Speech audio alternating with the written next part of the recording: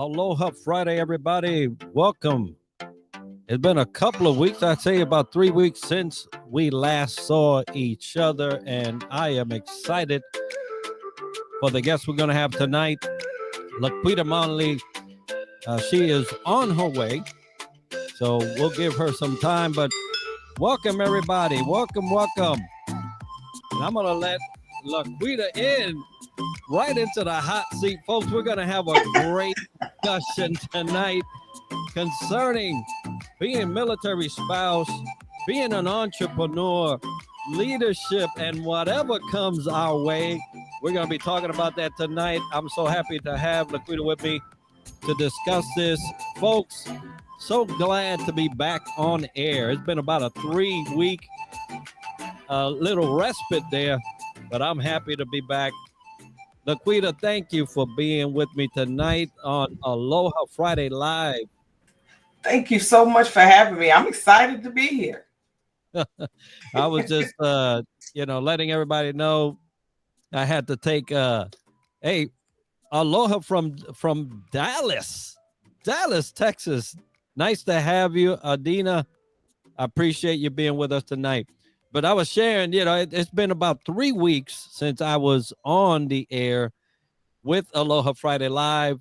I'm so happy to have you with me to discuss this important topic about military spouse, entrepreneurship, and things of that nature. But before we get into all of the topics we're going to cover, please give us a little background about you, and we'll get in it. Awesome. Well, thank you so much for having me on tonight, Enrique. So I'm a really simple person, man. I like to say, first and foremost, I am a proud retired Army wife. Praise God.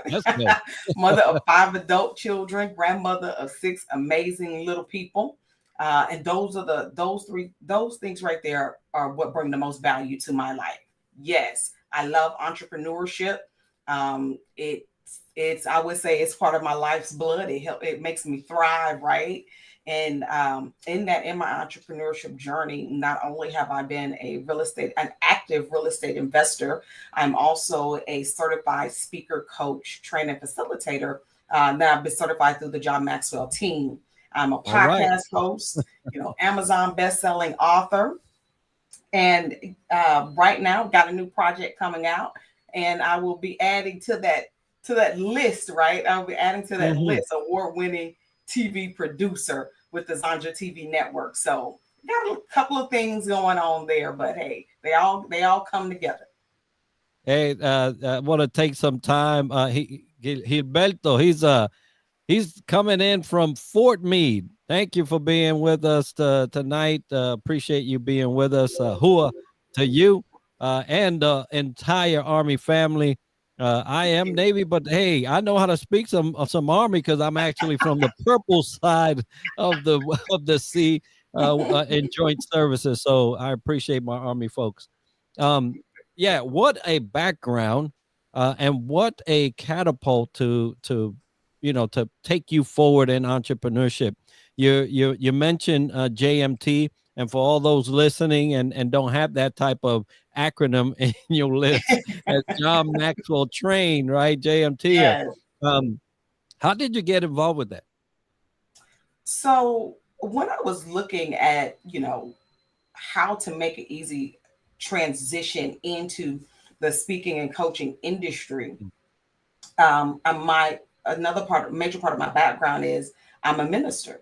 And so I did not understand. I wanted to make sure that I made a smooth transition, but also, I wanted to understand the business and language of speaking and coaching outside of the church. And so I was just looking and searching, like, who does that effectively? Like, you're undeniably and unapologetically who you are as a Christian, but in the same token, you're undeniably and unapologetically excellent at what you do as a speaker, coach, and leadership trainer. And, I didn't have to look any further than John Maxwell to find the answer to that question. So I studied him a lot over the years because he is a leadership expert. And it was a requirement for a lot of my ministerial certifications. And being a great leader, being a leader is a leader, and I don't care what type of Mm-hmm. organization it is. You, in order to Right. be a great leader, you have to have that training. And John's name just kept coming up, and so he was the go-to guy.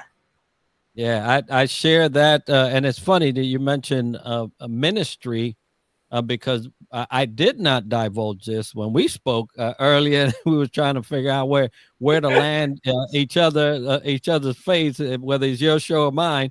But I am an ordained minister. I am, Oh, and okay. I did serve as a pastor in Hawaii. I love my Yes. Hawaii, man. I love my Hawaii. I miss it so much. But yeah. So, and you're right when you're talking about if you're thinking from a ministry type of background, Mhm. John has that honed in, right? I He remember does. listening to him in the early '90s when he was still the pastor in San Diego, and he just brought out this thing. Right? Mm, He had been doing it with his minister, but he just brought it out to the world, and I'm thankful for that. yes. Um, Gilberto says, my mentor just shipped to me 2 books from John Maxwell. You're going to enjoy Oh, that he read, blessed you buddy. right I'll there, tell you, sir. Yes, he did. eh, you're going to enjoy that read. I don't think there's any John Maxwell. Now, this turned to a John Maxwell show, but I'll tell you, there's so much to say about the brother and Yes. what he's done. But Gilberto, you're going to enjoy that for sure. Um, so yeah, tell me a little bit about the military spouse background, and then we'll head into some conversation from there, because entrepreneurship, um, for a military spouse, you would think that that's the first thing you think of, but not everybody does it, right? No, So, no. give You us the know, background on the military spouse. and I will say that military spouses, um, these days, because Mhm. my husband retired in 2017, and it was just becoming okay. Entrepreneurship, even if it was on your mind, you needed to have the money to do it and have a brick and mortar facility because it was not allowed if you lived on government quarters. So unless you were an FCC provider, so Army acronym, that's Family Child Care Provider, Mhm. it may be different in the other branches. So if you are not an Army child care provider that had been in their classes, certified by them, given approval by a post commander to have that business in your quarters, you were going to get in trouble if they found Mm. that you were running a home-based business out of your quarters. As a matter of fact, when you signed for the quarters, then that was told to you numerous Wow. times. You cannot Wow. have a home-based business. So I won't say that entrepreneurship was discouraged. It was you just cannot do it from these government quarters that you live in Yeah, you anymore. don't have to go home, but but you can't do it here, right? You You can't cannot stick do it around here. here. Yeah, Right, yeah. right. And And when that and shifted and changed, that was a really big blessing to a lot of military families. well, I tell you, you got a couple of fans, and I'm just gonna read because unfortunately, through this platform, I just let everybody know through this particular platform that I'm streaming through, the LinkedIn comments are not yet populating on theirs. So you have a Adina Collins saying, "Hey, LaQuita, Hey, Doctor Mr. Dina. Tanya M. Blackwood. Hey, doctor, look at that. So you got a lot of people in here. I'm seeing it. You're not seeing it, but you'll see it in the comments if you Dr. actually. Dr. Tanya It, Blackwood is actually also a vet. So she's an oh, Army vet. Yes. outstanding. Oh well, who are to you? I'll tell you what. It's gonna start piling up in here pretty quick. And just for you, Laquita, if you have a phone and you could pull up the stream and you could look Yeah. at the comments there, that will Let me that will get on help you that. out some. But Yeah. Get on there. I tell you that I remember situations like that and documents that did. Now that you say that, that did um, prohibit the the at home business or running businesses Mm-hmm. through your post quarters, and Yep. I do remember that. Mm-hmm. Um, So I things obviously have changed because I've seen a lot of things morph in that regard, They have. and good thing that they have, because if there was anything that I identified very early as a senior enlisted leader in the Navy, was that the opportunities for military spouses looked like there were three. They could be a stay-at-home mom, Mm-hmm. right? Or they could be a working mom, Mm-hmm.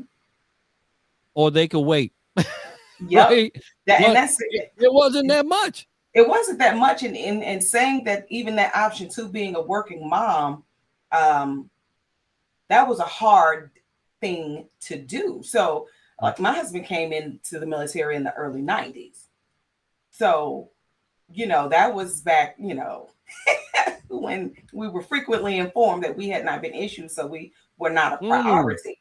So, you know, mission came first, and that made it really difficult to say, okay, what kind of childcare hours are we going to have, right? And mm, coming in, my husband also came in enlisted as well.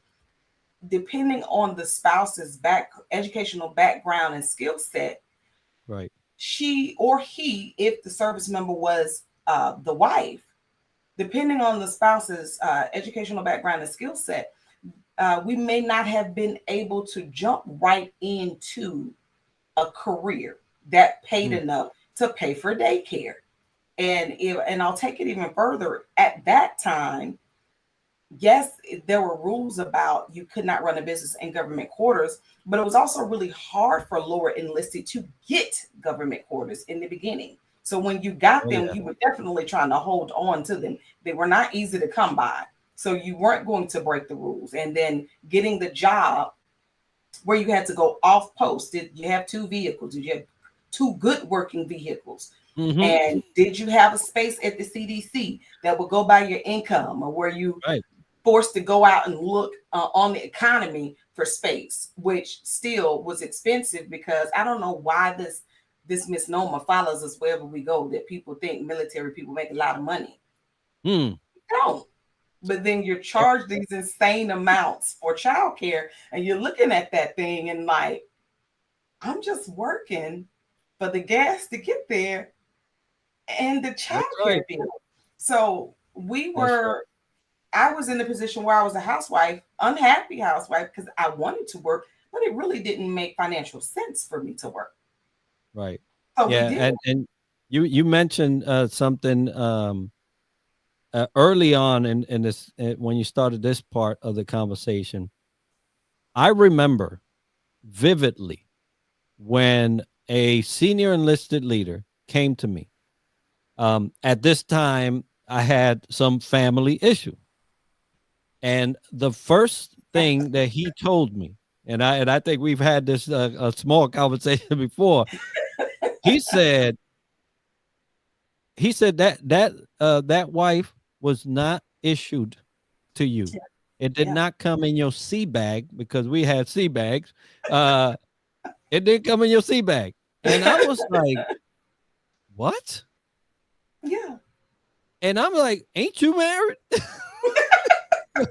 Why are you telling me that?" Yeah. That would be the weirdest thing, The Army got the TA-50 issue. I did not come in his TA-50 issue. So, you know, And you better and be then you going, better be fit for the fight, soldier, or you're gonna be in trouble look, on so look. many I levels mean, because you can't get your house together.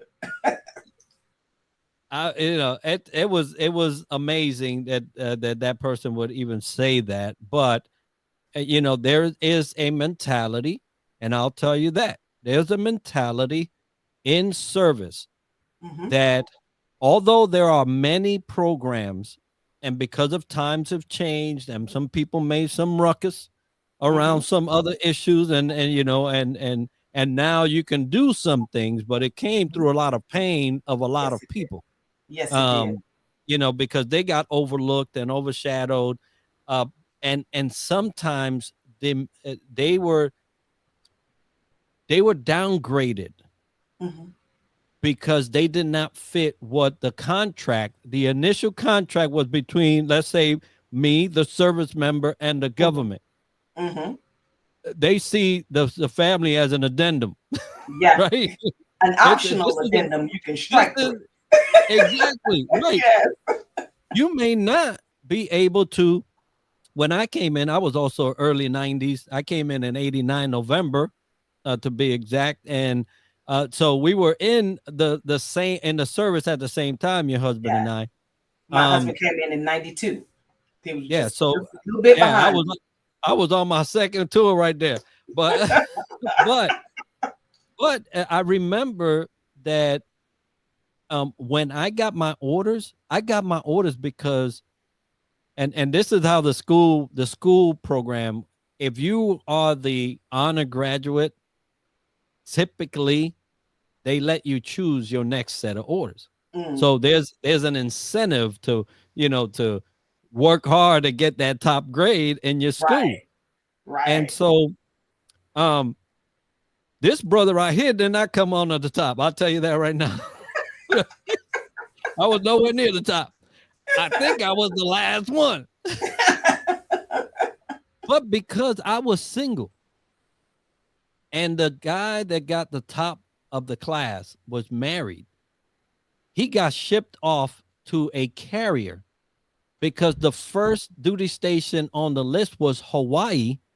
And at the time, Hawaii was at least the government in Hawaii, not Hawaii, but the government, the Navy, was not allowing married members going over there because it Mm, was considered preferred overseas. mm. And I got the orders to Hawaii. And Wow. it was a bad setup. I mean, Yeah, you talk about it now, it's like yeah, that's messed up. yeah, The brother done worked hard to get these orders, and nowhere down the line did you say that you couldn't go to that if you was married. And then throw it on him. It was a blessing to me. But that was messed up. it was. I mean, I can think of countless times where the Army decisions did not make sense. You looking at these decisions, and it's like somebody help me make this make sense because it just really doesn't. It just does not. And And you learn to be resilient and roll with it. yeah, right. And through the good and the bad, I have to admit that the good did outweigh the bad. But when it was bad, it was bad. When it was good, it was good. And you learn how to manage it and thrive in it.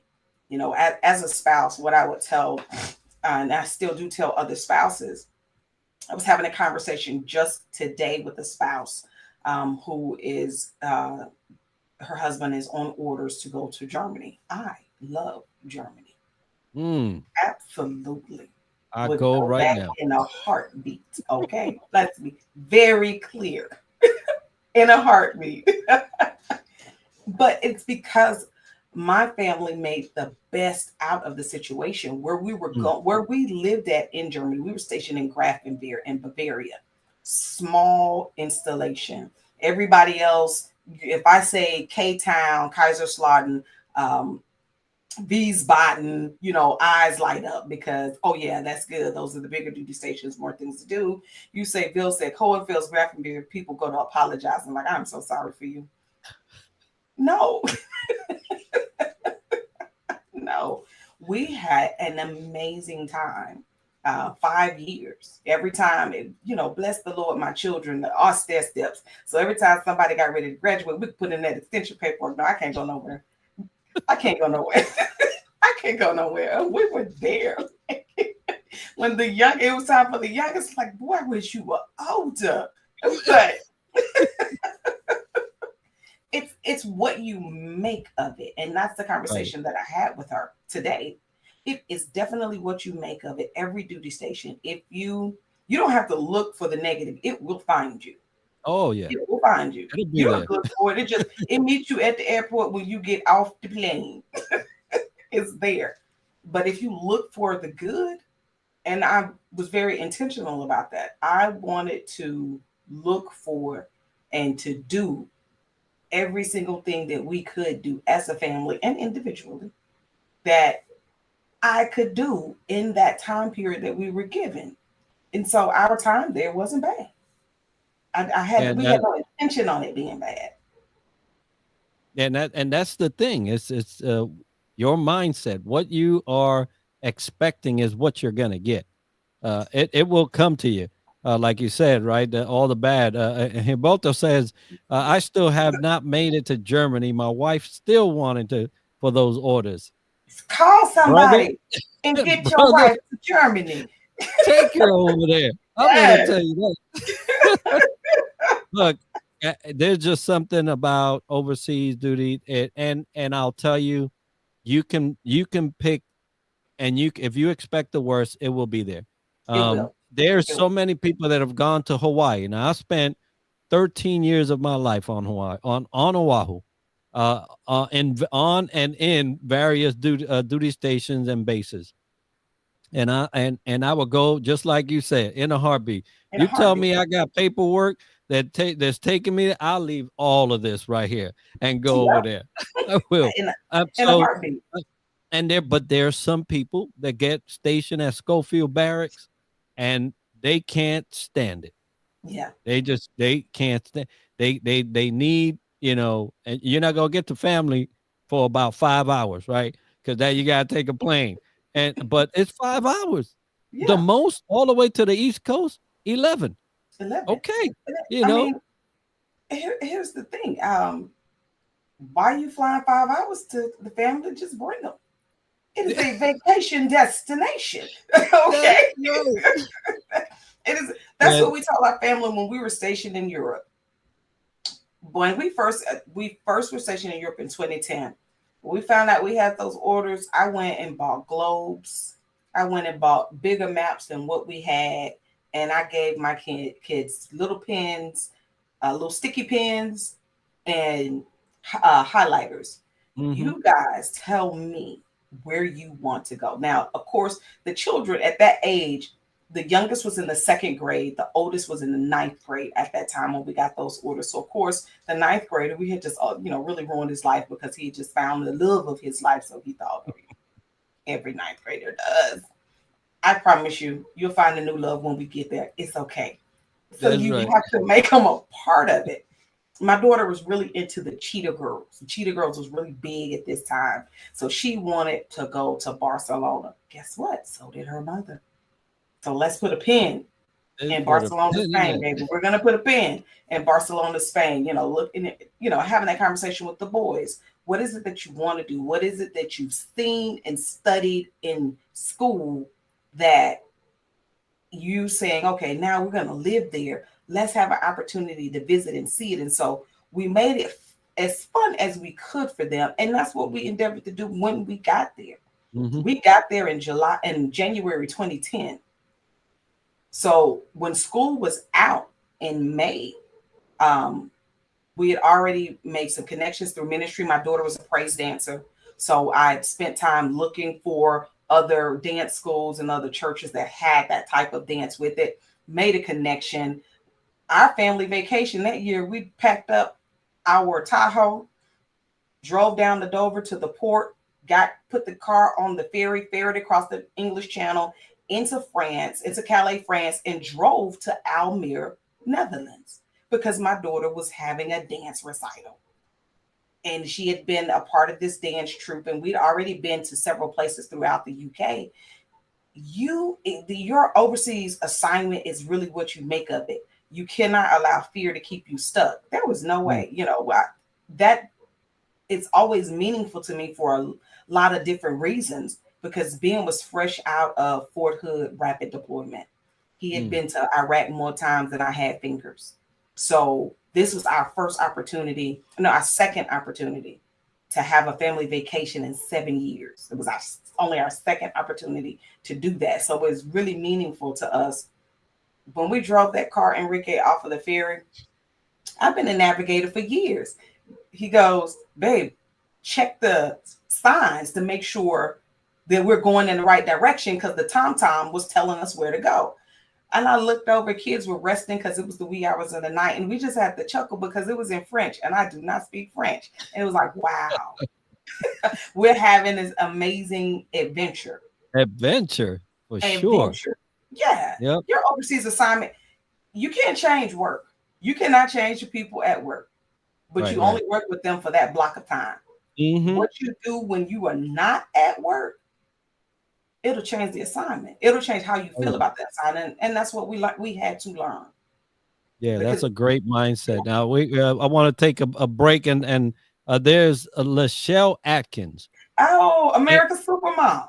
Now, let me tell you, Lachelle, I'm reading this thing right here. It says, Mom of 15 children. She Lachelle, does. Lachelle, we got to talk. I know you got some Military. great mom She's a stories. military spouse too. Oh, Army my wife. goodness. Well, Yes. I tell Army. you She's a what, retired Army Lachelle, wife. Yes. thank you for being with us, first of all, tonight. I appreciate you joining us. But yeah, we're going to have to talk about that one. Well, folks, we're talking about a lot of military background, a lot of military, this, that, and the other. But, entrepreneurship has gotten a spotlight in the last 2 or 3 years, right? When Yes, it has. everybody's home and ain't nobody got jobs and stuff, all of a sudden entrepreneurship is a shiny penny. But it Yes. is not for everybody. No, It it's is not. not for everybody. And everybody should not be running to the shiny penny on this one, because Right. you'll be bankrupt. You'll have some legal issues Depressed. like Like you have no idea. you'll be Okay, so questioning your if everything. if entrepreneurship is in your head, uh talk to somebody, because this is Yeah. one of those moves that will cost you if you're not Mhm. ready. So let's Mhm. talk a little bit about so you got JMT behind you. You're the CEO of your own company, and Yes. you've written a book, and we're going to talk about that book here too. But you got a lot of things in the hopper here. So take us down your first entrepreneurship venture, and then what are you doing with it? Where are you headed with it? So my first entrepreneurship venture happened in 2003, actually. So you guys were hot and heavy in Baghdad. Mm-hmm. And my husband and I, prior to him getting the orders, because he was fourth ID. So prior to him getting those orders, we were in Fort Lewis, Washington, and we had a conversation on what are we going to do for more money. And we decided real estate investment is the way to go. So Okay. we saved up our money, bought a real estate investing course. My assignment was to learn that course. And by the time he came home from his first tour to Iraq, I was to have purchased our first rental property, our first investment property. And it was going to be one that we lived in, because that was the goal. I had one assignment, sir, one. And his assignment was arrive home alive. Yes. He did his Important. assignment. Yeah. He fulfilled his end of the deal. Oh, I did not. No. I can laugh about it now. So Yeah. while he was gone, we had saved up, because at this time he was an E5 Right. promotable. We already had 5 kids. So saving money was not an easy task. Oh, yes. We had the 5 kids, we had the dog, and we were trying to save some money. So we'd save some money, and then with him being on deployment, you get a few extra little coins. Get this house. So I found the house. I found the house, Enrique, and I learned the material. My problem was, when we bought the package, we didn't buy the full package. So there was a couple of key pieces that were missing that I did not realize was missing. So when I purchased the house, when he came home on mid-tour, we got the house. He did that, spent that month, did some work in it. We were set. By the time he came back home for good, within 2 weeks, we were homeless. Imagine telling your chain of command that. Whoa. Because the owner of the house came back to get the house. And there was nothing we could legally do to stop them from getting the house. And they did not have to give us back our money. And he's 2 weeks back in from a real war. Not NTC. Not, not a training mission. No. No, this is real, real. So that's his welcome home. And so he's sitting there looking at me. I am bawling. And I'm thinking, this is the end for me. Because This when you hear you had one job. No. yes, you had one job. You had one But job. look, And I mean, but you've just proved the point we made earlier. yes, Entrepreneurship is not something you want to light foot into it. no, it's This not this this basically sapped all your resource everything. and you was left with nothing.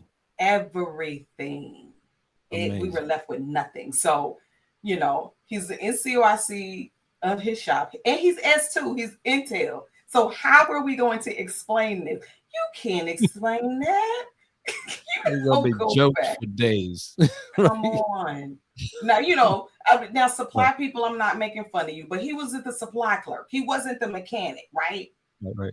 He's in the Army, the S2 is the intel section. He's the guy Yep. that helps you get your security clearance. He got all the Mhm. clearances, and here he is with a money situation. Yeah, No, that cannot happen. yeah. So it was so many, not being homeless, honestly, was probably the least of the concern at that point. And Hmm. the career, the impact that it could have on his career was at the top of my mind. I know Right. it was at the top of his mind because Oh all yeah. of those years we've been together since 1992. So I know all of the processes, what it took for him to get his clearance and how it re-ups, all of that. And I'm Yeah. thinking that, and yes, we did need to find somewhere to live. That was still a thing that needed to be done. But by Mm. God's grace, Come on, somebody. We're you finna know, have I was, he was he was trying to figure out a legal solution to the problem. I church. already went down that route and knew that there was none. So I was on my face in prayer, like, Father Mm. God, I did it. I need to fix it. And some people are probably saying, the military people as well, why didn't you just go and get the emergency assistance and go to housing and things like that? That wasn't the first thought in my mind, because years prior to that, we rented a house and the owners let it get foreclosed on without telling us. It was a duplex. Mm. Our family and the other family found out when the foreclosure experts came to appraise the house. That's how we found out. So at that point, and this was like in 99 that happened, in 98, 99 that had happened. And when we went, because it was a legitimate emergency that we didn't cause, the Army's response was, oh, then you're not financially fit. So if Mhm. that problem should be a problem that you have the financial resources to deal with. And if you don't, we'll give you the money, but you're going to get counseled on that. You're going to get all of these negative things to happen for them to come in and give you help for something that you had no control over. So Mhm. I knew I wasn't going to them. You showed me one time how something that truly wasn't my fault, you weren't going to give me a positive answer. Why would I go to you now? And it Yeah. is my And it fault. is. If it is my fault. And in prayer, the Lord said, go to the housing office. And I'm thinking, this is Satan speaking to me. Why? Yeah. Why? It's But like he Satan kept, that be he's behind like, me. get me behind me. I already messed up. Like, you know, but it was. And so I finally got up and wiped my face and went to the Mhm. housing office. And it was like 4:30. They were closed and annoyed already. I came in, the little lady, she could just see it on me. She said, baby, what you do? What's wrong? Mhm. Yeah. What? And I told her what I did and Yeah. what was wrong. And she said, you know what? The Lord had me to wait here for you. Mm. Come on in the back. Mm. And there were brand new 4-bedroom, 2-story quarters that had just been built. And they were, I don't know who they thought they were for, but the Lord had it for the Monley family. Mhm. So in the next day, she was like, I'm gonna call your husband. Y'all gonna come back over here in the morning, and we're gonna finish this paperwork. And Mhm. and we're going to get transportation to come pick your stuff up, and we're going to move y'all in. And so she was looking at the prorated rent amounts and everything, and I was like, ma'am, I ain't got that. And to tell him we're going to need that to move in, she said, no, I got that. We'll handle that with finance. You guys just make sure y'all come back at this time. And so within 48 hours of my obedience to what God said in prayer, we had another place to live. Okay. So the Lord is faithful. I'd have been out there outside that housing offer like Black Friday. I put my seat out there. I'm gonna be here when you turn that key. I won't be late, I promise. I was not late. Well, I tell you, he says God doesn't give us more than we can handle. Also, it sounds like you had a strong family bond supporting each other. And it's obvious because that right there, I tell you what, not many people would have survived an incident like that. Listen, right? I know he loves me.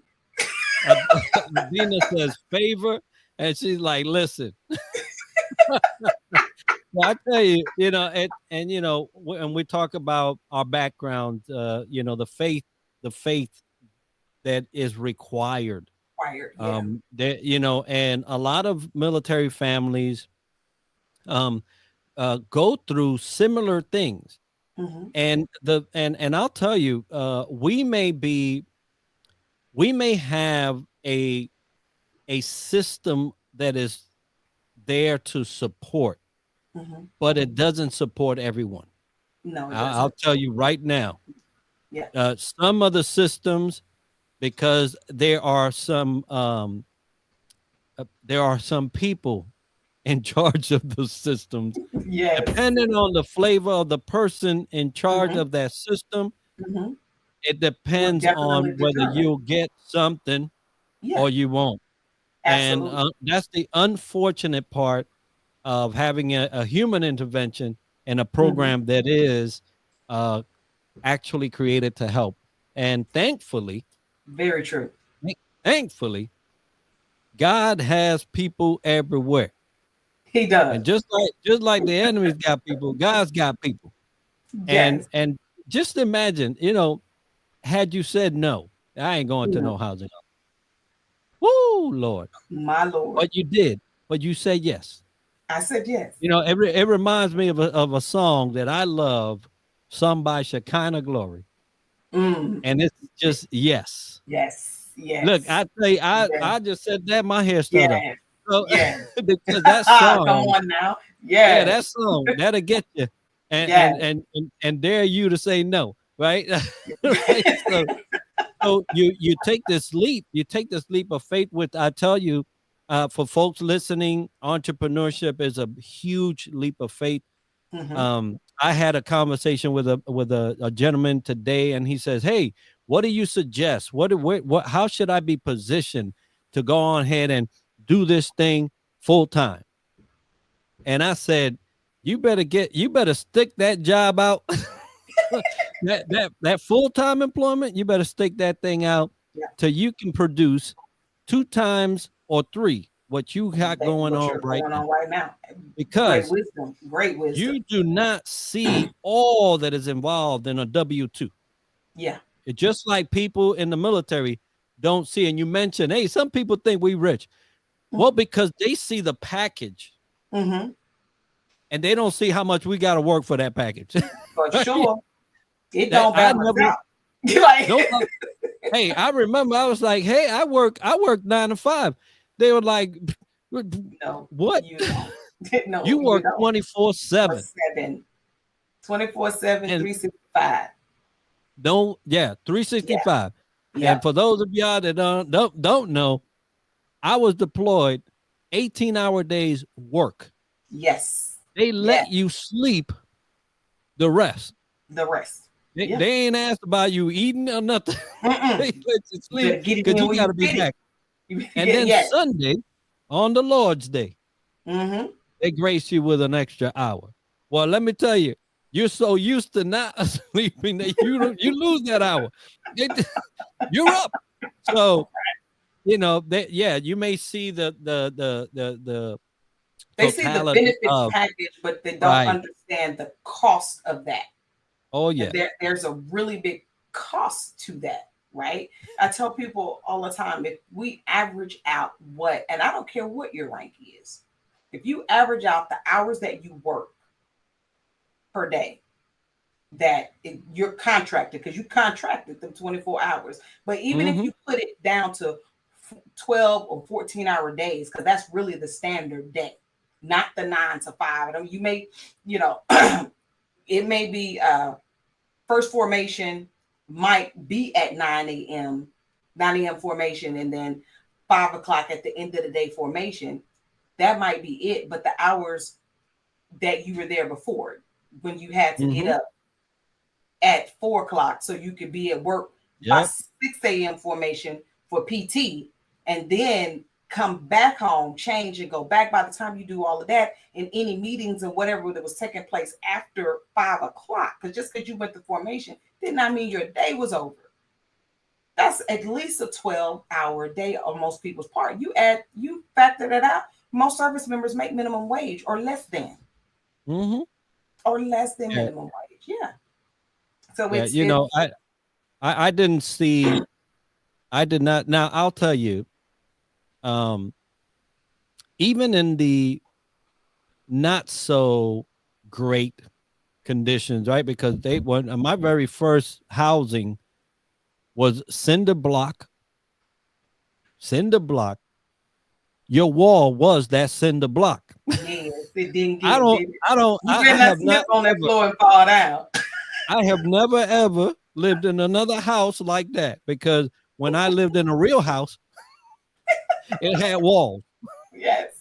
right? So there are some things. Now, obviously, you got to be grateful Mm-hmm. for having a roof over your head when some Mm-hmm. people don't, right? So you do Right. have to do that.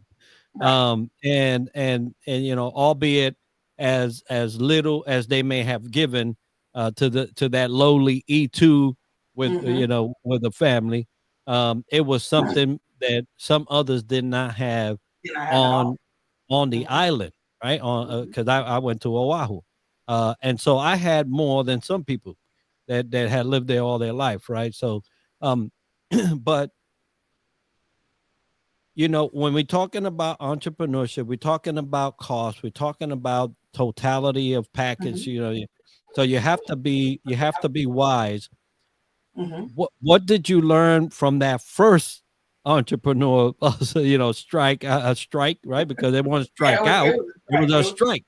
It was All a right. strike. Yeah. So Yeah. what So I what learned there was that, and I'm so glad you asked that question too, because when I tell that story, most people are like, "Oh, that owner was just evil." No, that owner was a savvy business person.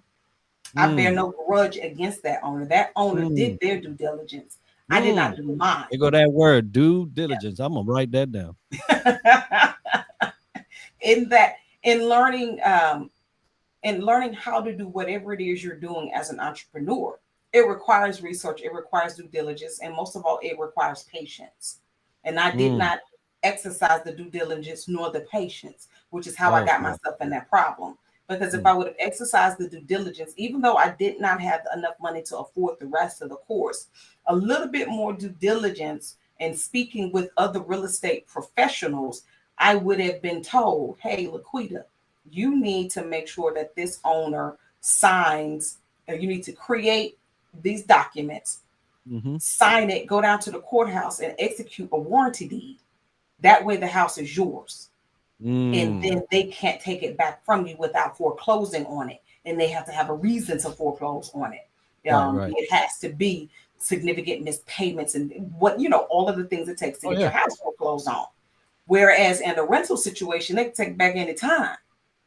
There's nothing to keep them from doing that. And so what I really done, where I thought I had constructed a agreement that would allow me to buy the home, what I had really done was constructed a long-term rental agreement where I agreed not to have to for them not to be responsible for upkeep, maintenance, and repairs, because I would do it.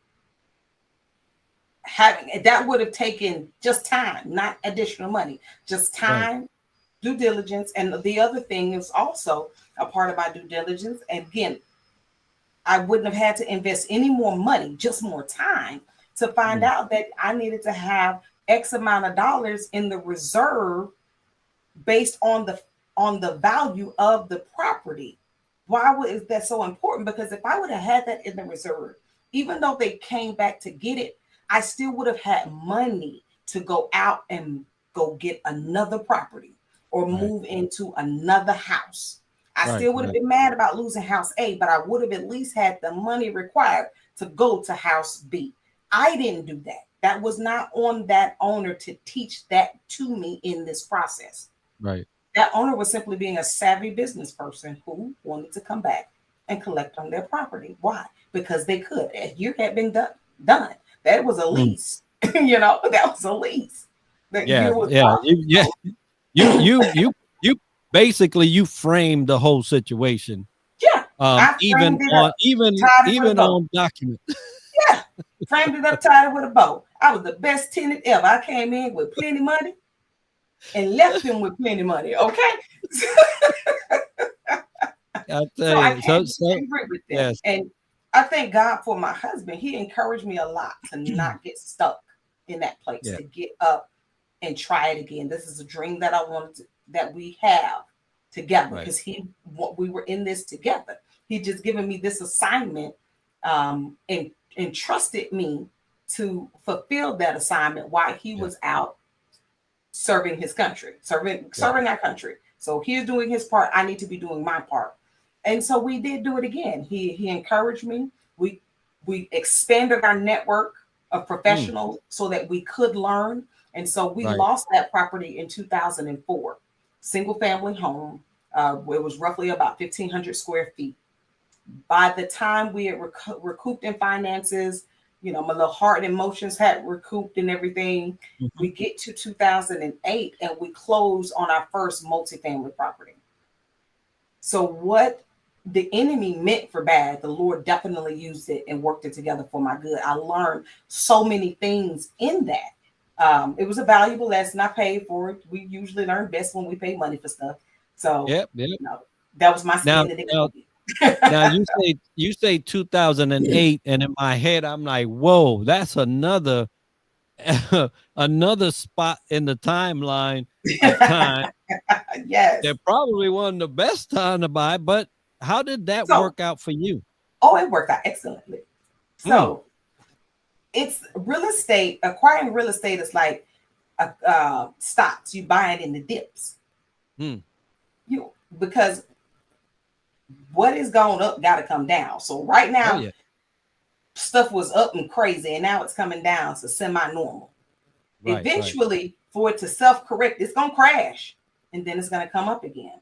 We bought it in the crash, so we were able to get a fabulous deal on this multifamily property. Not only did we get it at a good asking price, but we bought it from the builder. And so the builder had it on his books too long because of the crisis that was going on.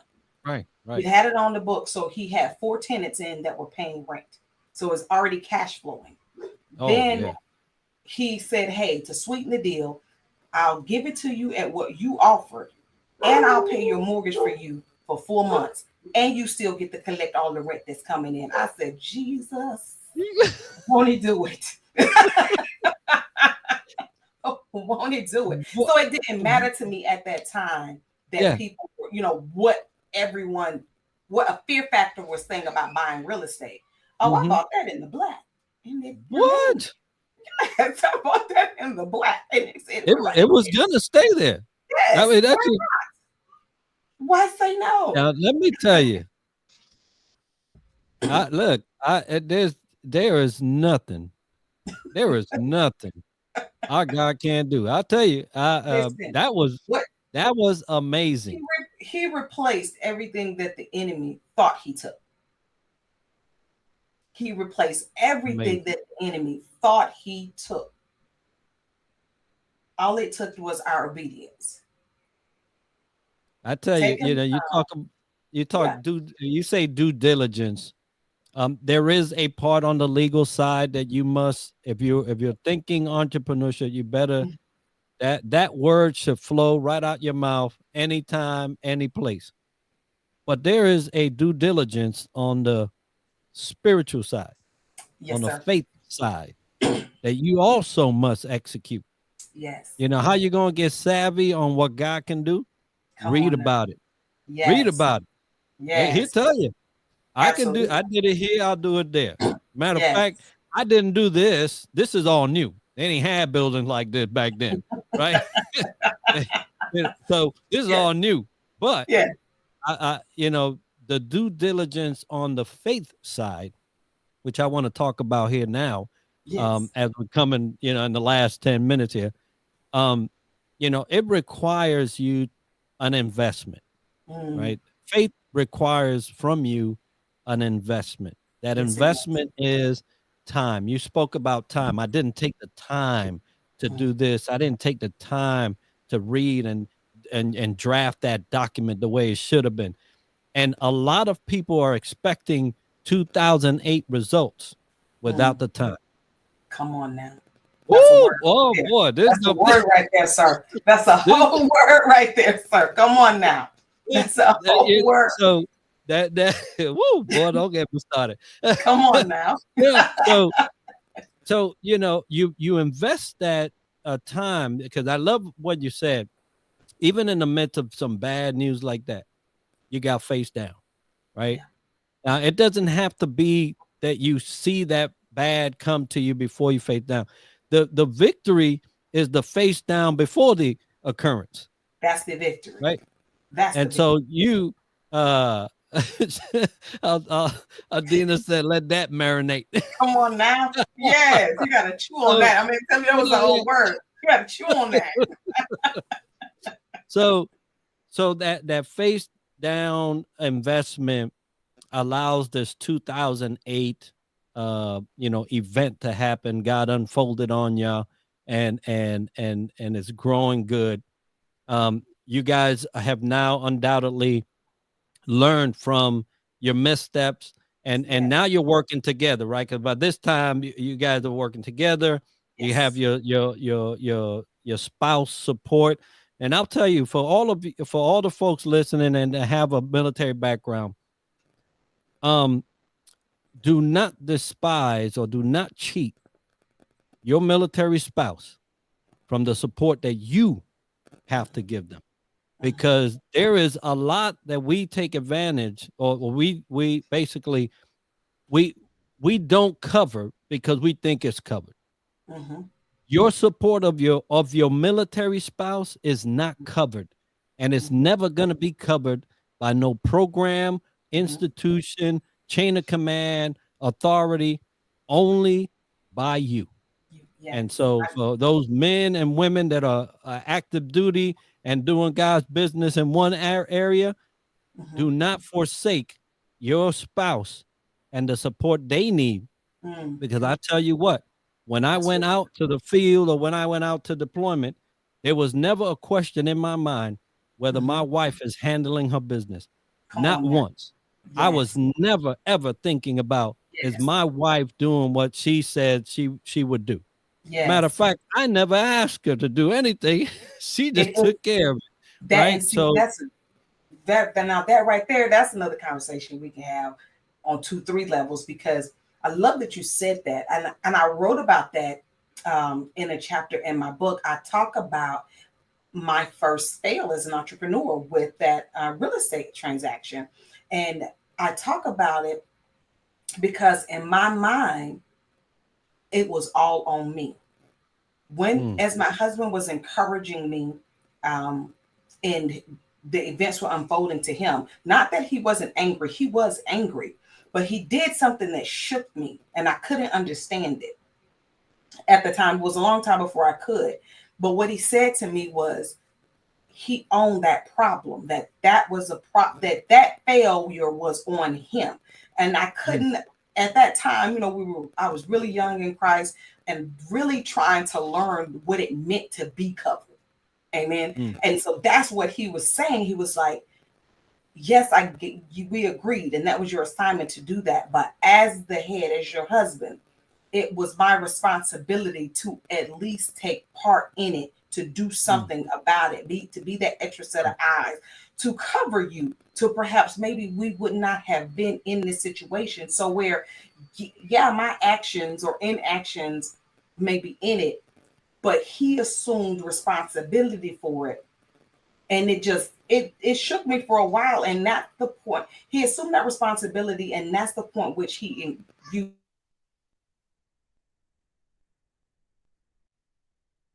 Yeah, and it looks like we just lost La'Quita, and that's fine. She'll probably try to come back in here. We were talking about specifically, the position you put your spouse in, right? When you provide for them a level of a level of support that they're looking for, that they need when all things go haywire, right? And hey, no problem. Just pop on in there, and I'll let you back in because that conversation was going right good, and so just go ahead and do that, and I'll be waiting here. But I'll tell you that there's a place that service members, right? Those that are going out, that they have within the marriage to provide that cover, right? We understand as servicemen and women, we understand what cover is. We exercise it when we are on deployments, when we are out in the field. We exercise that cover. That cover is required by your spouses, and I was just kind of just dovetailing on that feeling that you had, that you was trying to kind of understand the point of covering. Yes, because I couldn't understand that. Now, I was very appreciative that my husband did not tell me to pack my little bag and leave. Like, so I was very appreciative of that. But as he was trying to explain why he felt responsible for the situation, was Right. really hard for me to process that, because I'm Mhm. thinking, but I failed. I did this. And he's saying, no, I failed because overall I was responsible. And this is the things that I should have been doing. And I left that to you. And it wasn't for me to leave to you. So, and it Yeah. took a number of years for me to understand. And I'll be honest, because that was a part of this. That was a part of me growing to understand my God given assignment as wife and mom. And Hmm. likewise, as a lot of women are praying for godly husbands, and you're praying for that ideal situation, that the Lord is promising in Scripture, but then we don't fully realize what is the responsibility of a husband, what is the responsibility of a wife biblically. And because Mm. I didn't fully understand that, I didn't understand where he was coming from. For a little while, I appreciated the love, I appreciated the support and encouragement. But to be honest, it took me a couple of years to really get that, what he was saying. And now that I do, I'm even more thankful, and I'm even more Mhm. grateful. Um, and that probably goes against a lot of feminist belief systems, and I'm okay with that. Because I'm not a feminist. I believe in women empowerment, women equality, and to me that's two different things. But his position as leader and as husband, protector, and provider, I thrive in that. I thrive. I am able to be the very best version of me, and to be Mhm. the author, the podcaster, to be all of these things, because he is flexing in his capacity, and it allows me to flex in mine, Yeah, because we he's both providing understand the our way. roles. Yeah. Yeah, he's providing the way for you to see, hey, I can do this and I can do that. Yeah. And good on him to execute his office of the head, right? Mhm. And a lot of people are gonna misconstrue that when you talk about that, but basically the buck stops here, Yeah. right? And if something happened within my household, the ultimate responsibility is mine. I failed in one way or another Mhm. so for this to happen, Yeah. right? And Yeah. so So good on him. Now you spoke about a book. Let's talk about the book real quickly. I know we're at the hour time, but tell us about the book and tell us where people can get the book. We'll make sure to put the link in the comment after this live. Okay. So the name of the book is Redefining Success: 8 Tools That I Use to Develop a Growth Mindset. The book can be found on Amazon, real easy. Instead of typing in that long title and subtitle, when you go onto Amazon in the search engine, just type in my name, La'Quita Monley, and my book and my podcast will pop up. You can also find it on my website, www.laquitamonley.com. And the book really shares some significant stories from my life, but most importantly, it shares the lesson that I learned and the tool that God used to help me in learning those lessons. So what was the overall lesson that I got, and what was my tool takeaway? So it's written kind of like as a combination book, workbook fashion. It's a really short read. And I did that because the attention span is small, but I wanted to be able to pack as much power into this book as I can. And it's the first of a 5-book series. Because I believe that growth, without having a growth mindset and a personal development plan, we set ourselves up for failure. And in order to understand what your definition of success is, and not a definition that you've adopted from someone else's thoughts, feelings, emotions, someone else's ideas, in order to get your own definition of success, you have to be solid in your identity. And so the overarching thing with the book is everything that we do in our life hinges on our identity. Do we know who we are and whose we are? Do we understand our purpose? And if we do, have you come into an agreement with it? And are you pursuing that purpose with a passion? Yeah, that's amazing, because I've always said that, and I continue to say, there's a lot of church members with an identity crisis. Yes, sir. Yes, sir. They Yes, sir. don't know who they belong to. Have no idea. Have no Have idea. no idea. We But see it we're a lot. about to fix that. Come on now. We see it a lot in the military community, though, because as a coach my ideal client is a military spouse. From the point of helping her understand that her identity does not rest in her volunteerism. It does not rest in her children. It does not rest in what she does or does not do for her family readiness group, or in her husband rank, or the seat that he sits in within his rank. And if you, as a spouse, I've been an FCC provider, I've been a GS, I've been NAP, I've been a government contractor, and we know that within our community, oftentimes your identity and the rank that you hold and your government position are one and the same. So when you take people from that, they crash and burn. Oh, yeah. My goal as a speaker and a coach in our community, in our military community, is to be the light that shines on that toxicity and help people realize that you can be the best GG whatever, GS whatever, NAF, wage grade, contractor, stay-at-home mom, active duty, enlisted, warrant officer or officer. And none of that has anything to do with your identity. It's what you do to earn a paycheck. That's what that is. Your identity is separate. And it does that, your success or failure in any of those areas has nothing to do with who you are. It holds no value to who you are. You are who God created you to be. That's really what I love to speak on. And that's the basis of my coaching. And really, it's what you'll find in the book as well. Outstanding. Well, folks, I'm going to make sure to put that link in the comments section of this live. You'll see it on the replay, but we'll make sure that you get her website, the book address, and any way that you can get in touch with her. LaQuita, thank you so much for being with me tonight on this live. Thank you for having me. Everyone that came in and chimed in. Adina, let me go through here. Gilberto, let me see who else. Dr. Tanya Blackwood. Thank you all for joining us tonight, and anyone else that may have been in there and I missed. Please forgive me. But this is it. This is all for us tonight, folks. It's been power packed.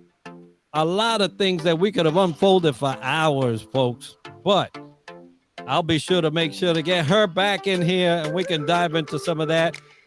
Or catch me on her show. Yes. So you can, so you can, we're going to be chopping it up on her side. But thank you all for being with us tonight. I appreciate it. God bless you. Enjoy your weekend. For those in Florida, next week ain't going to be pretty. So buckle down. Adina said part 2. So we're going to have to hook that up. As a matter of fact, we have a date already. So we're just going to go ahead and keep that date. Yes. And we'll come back and enjoy that conversation. Everybody, mahalo, nui loa. Thank you for being with us. We'll see you again next week as we get another spouse in here, military spouse doing great work, entrepreneurship, and all of that. God bless you.